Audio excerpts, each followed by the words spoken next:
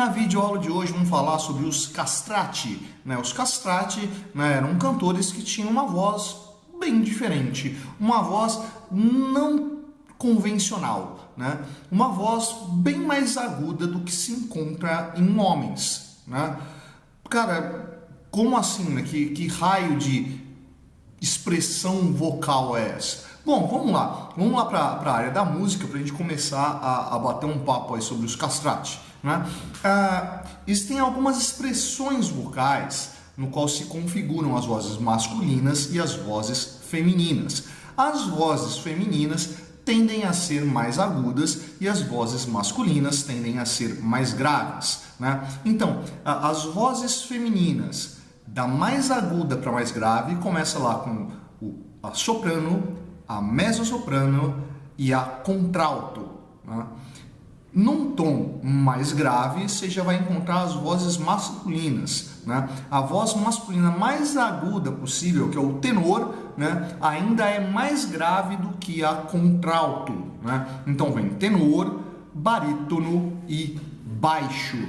Isso porque, vamos para a aula de biologia, acontece o quê? Quando o menino entra na puberdade, ele começa a ter no seu corpo uma produção de uma série de hormônios masculinos, e que vão causar transformações no corpo dele. Entre essas transformações, um crescimento das pregas vocais lá na laringe, o que faz com que aqueles moleques de 12 anos comecem a ter aquela variação de voz, que de repente ele tá falando fininho, a voz engrossa, ou tá falando grosso, e a voz afina e desafina pra caramba, e é um trauma pra tudo quanto é menino isso aí, Passar por essa fase que a voz tá mudando, você tem que reaprender a falar. Pois é, isso acontece apenas nos homens. As mulheres não têm esse crescimento exagerado nas pregas vocais, que vai fazer com que o tom de voz se altere. Então, assim, as vozes femininas tendem a ter pouca variação da voz da criança, enquanto as vozes masculinas vão tendo uma alteração. Bom, então, como é que esses castrati, não tinham esse engrossamento das pregas vocais aí e que vai deixar a voz mais grave, Você já deve ter deduzido aí pelo nome castrati, que eles eram castrados, Nossa, tinha uma emasculação completa, arrancava todo o órgão genital deles? Não, tinha uma separação dos testículos. Com a separação dos testículos aí antes da puberdade, a produção de testosterona não vai atingir toda a corrente sanguínea e ele não vai desenvolver todas as características do gênero masculino, como por exemplo as pregas vocais mais grossas, a voz mais grave, o aparecimento de barba, os castratis não desenvolviam barba. No entanto, todos os outros elementos, capacidade respiratória, musculatura, tudo isso acabava se desenvolvendo. Afinal de contas, não é uma separação completa dessa ingestão de hormônio. O pessoal que for da área de saúde, da área de biologia, aí, se eu estiver dando uma canelada aí, pode corrigir aí, é sempre bom aprender, Então, o que eram esses castrati? Eram cantores com vozes femininas, Cantores com vozes mais agudas. Cara, o uso dos castrati é um negócio bastante antigo, A gente tem registro aí de uso de cantores eunucos desde a antiguidade. Você encontra lá no Império Bizantino registros de cantores eunucos, Aí a gente está falando de uma emasculação completa, O eunuco, já é completamente amputado, e desde jovem, desde antes da puberdade, Isso aí foi uma prática extremamente popular lá no Império Bizantino, Isso desaparece no Império Bizantino no comecinho do século XIII, mais especificamente em 1204, quando vem a tomada de Constantinopla, não pelos turcos, que vai ser lá no século XV, mas pelos ocidentais, chamado saque de Constantinopla, quando durante as cruzadas, ainda a quarta cruzada, se eu não me engano, se eu não estou confundindo nada, foi quando teve o saque de Constantinopla, feito por tropas ocidentais, né, pelo lado dos cruzados, do lado do mundo feudal, que saqueou Constantinopla e causou um belo estrago. A partir desse saque aí, o uso de cantores eunucos desapareceu. E isso ficou no limbo por um bom tempo, tá? Isso aí vai reaparecer apenas lá no século XVI. 1500 e pouco aí, né? Principalmente na segunda metade do século XVI, isso reaparece na Península Itálica, né? Só para ver os registros mais antigos que a gente tem, né? Deixa eu pegar aqui a minha listinha, né? A mais antiga que tem do uso dos castrati é ali no final da década de 50, né, do século XVI, 1550 e tantos ali, né? Vamos falar 1560, né? O registro mais antigo de uso de castrati acontece lá na capela do Duque de Ferrara, né? Itália, né? O registro que se segue depois é de 1574, isso na igreja de Munique, né? Posteriormente, em 1599, na Capela Sistina, né? A capela particular do Papa. Mas aí que tá, né? Antes dessa data de 1599, a gente já tem lá em 1589, né, uma bula papal, né, uma bula chamada Cum pro nostri temporali munem, né? Cum pro nostri temporali munem. É uma bula emitida pelo Papa Sisto V, né? E era uma bula que autorizava a contratação de castrati, né, para cantar no coro das igrejas. Vê, a ideia inicial é que esses cantores cantassem nas igrejas, né? Vozes mais doces, vozes mais agudas, vozes mais infantis, né? Lembrando a ideia de inocência, né? Como um coro de anjos. Não seria uma voz grave, pesada, né? Uma voz masculinizada, mas uma voz suavizada aí que vai criar um clima todo especial para esse ambiente eclesiástico.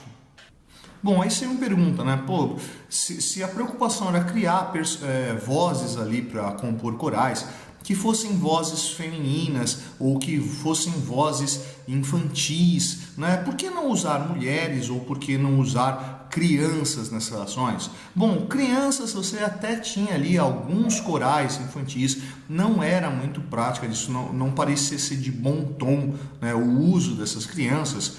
E as mulheres, né, não se entendia muito bem que elas deveriam ser expostas a esse tipo de ambiente. Vamos lembrando que a gente já está falando de uma sociedade burguesa, onde a mulher desempenha um papel aí, principalmente ligado às alianças de casamento entre alguns capitais ali. Então, não é algo muito viável, né?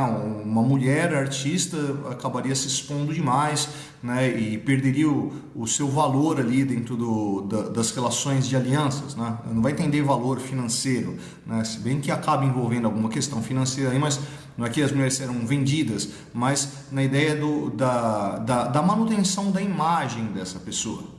Bom, outra coisa, o uso dessas vozes não eram necessariamente para serem vozes de mulheres, mas vozes de homens que fossem mais agradáveis, que fossem mais com timbre mais doce, com timbre mais suave, certo? Bom, o uso dos castrati vai se tornar cada vez mais popular a partir do século XVI, e lá entre o século XVII e século XVIII é quando se atinge o ápice do uso dos castrati, né? Por quê? Porque eles não vão ser mais usados simplesmente para corais de igrejas, para celebrações religiosas, eles vão passar a ser utilizados nas óperas. Pois é, vão ser usados nas óperas e geralmente para representar o herói, né?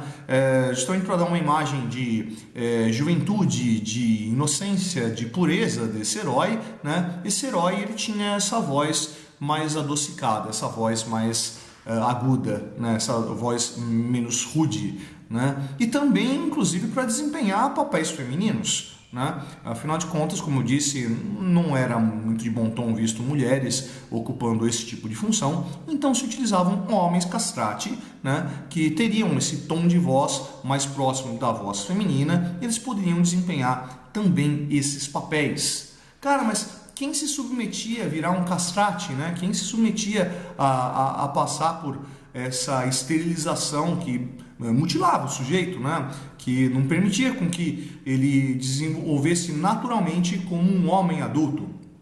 Pois é, a maior parte dos casos dos castrati são originários de população pobre, né? Geralmente órfãos ou crianças abandonadas, ou filhos de famílias muito pobres que não conseguiam manter uma prole muito grande, entregavam essas crianças para ser formadas como castrati, né? Bom, não basta ter a voz agudinha para poder ser castrati, né? Então, esses castrati eles eram treinados também, né? Então, a gente tem registros ali principalmente do sul da Itália, onde esse tipo de arte vai ser mais popular, né?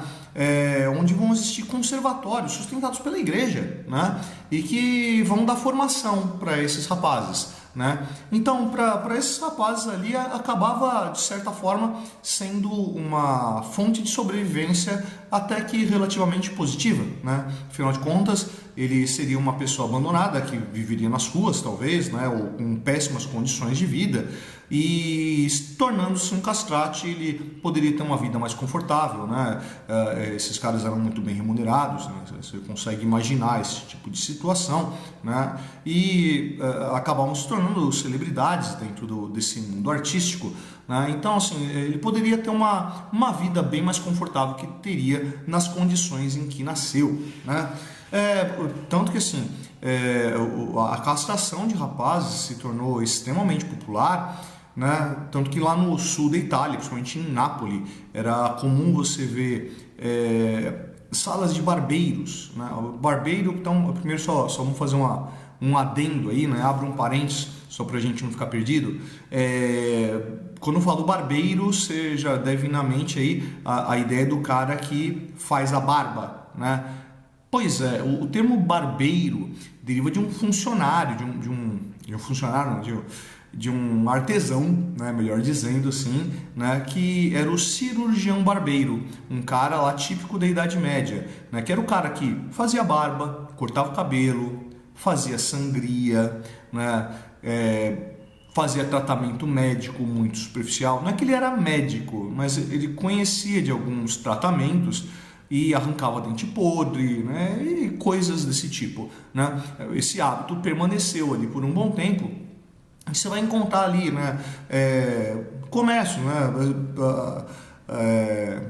lojas de barbearia, onde você vai encontrar, né, na entrada, né, a indicação qui si castrano ragazzi, né? Aqui se castram rapazes, aqui a gente prepara o castrate para ele ser levado para esses conservatórios e ter ali o seu futuro garantido, né? Garantido, até a página 2. Não eram todos ali que eram castrados, que iam acabar tendo reconhecimento, que iam conseguir passar pelo treinamento e acabavam sendo dispensados ali, né? Isso aí não era para todo mundo, apesar de ser um processo aí bastante popular. Bom, você consegue imaginar que esse tipo de ação ali, mais hora menos hora, vai começar a ser visto com uma certa agressão, né? Vai começar a ser mal visto. Pois é, depois desse ápice aí no século XVIII, a partir do século XIX, o uso dos castrati entra em decadência. Não só por ser visto como você está mutilando pessoas, isso é uma agressão a seres humanos, não é legal incentivar isso aí, né? Como vai se criar um novo estilo de ópera, né? Vão começar a aparecer formas mais realistas de ópera, né? Onde esse tipo de cantor não tinha lá grande função, né? Então, lá no final do século XIX, já com isso decadente, decidiu abolir-se a prática dos castrati. E a Itália, né, que é o berço do uso desse tipo de cantor, também vai ser o último local, né? Itália, entenda bem, né? Assim, a Itália ainda não tinha se formado plenamente, como Península Itálica, né? Mas vai ser o último território onde vai se abolir a castração, que data de 1870, né? A partir de 1870 é que se abole esse tipo de prática. Não poderia mais castrar pessoas, né, para que tivesse essa função de castrate. Bom, mas ainda tinham lá meninos castrados que ainda eram utilizados, que ainda trabalhavam com isso, né, já bem mais decadente, mas existia, né? Mas todo o processo vai sendo gradual e ali em 1902, né, o Papa Leão XIII, né, vai proibir a contratação de castrate para o coro. Né? Então não vai mais ter novos castrate entrando para os coros das igrejas. Mas ainda existia um castrate ali, né? O último castrate que a gente tem registro ali era um cantor que trabalhava lá para a Capela Sistina, né? A Capela do Papa. O nome dele era Alessandro Moreschi, né? Que ele abandonou o coro da Capela Sistina apenas em 1913, né?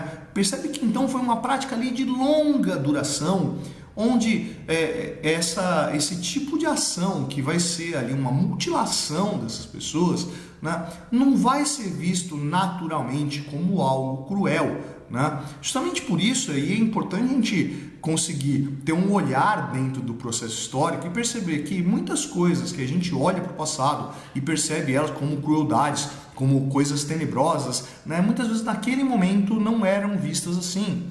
Assim como certamente no futuro vão olhar para a gente e determinadas ações que a gente possui vão ser consideradas extremamente bárbaras, extremamente cruéis e que em determinado momento isso vai acabar sendo abolido, vai acabar sendo abandonado. E aí, curtiu a aula de hoje? Se curtiu, vai lá embaixo dar um curtir, não curtiu, vai lá embaixo não descurtir. Essa é a Prancheta do Cetônio, eu sou o professor Fábio e você, meu amigo, você deveria estar estudando.